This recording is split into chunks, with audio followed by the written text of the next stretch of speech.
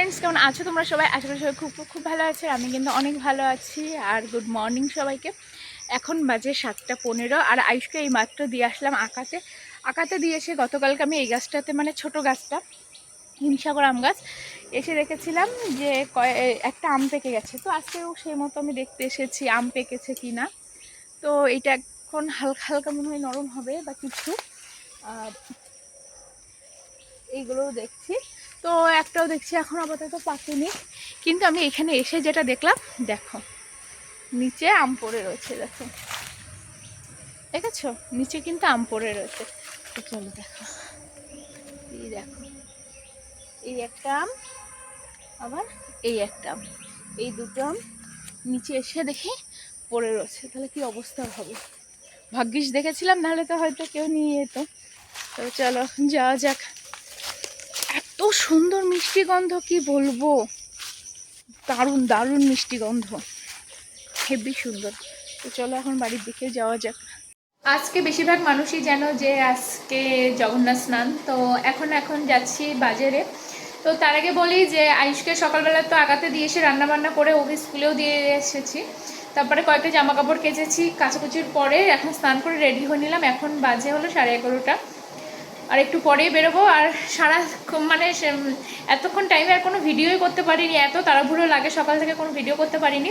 তো চলো আমরা মন্দিরে যাব এখন, ওখানেই জগন্নাথ দেবকে স্নান করানো হবে। তো চলো যেটুকু আমি দেখবো সেটুকু তোমাদেরকে শেয়ার করব। তো চলো, তো এখন আমরা দুজন হাঁটতে হাঁটতে যাচ্ছি, বাজারে মন্দিরে যাব। তো চলো, এই রোদে আর তাকানো যাচ্ছে না, পুরো মনে হচ্ছে গলে যাবো এক্ষুনি। চলো।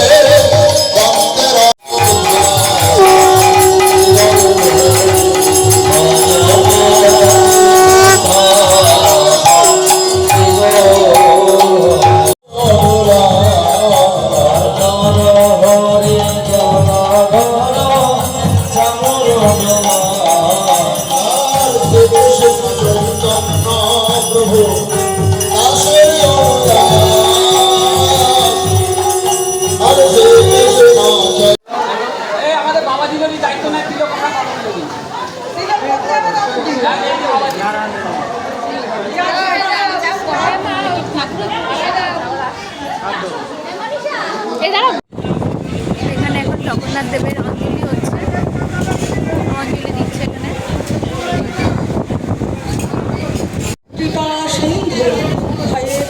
এখন জগন্নাথ দেবের অঞ্জলি হচ্ছে।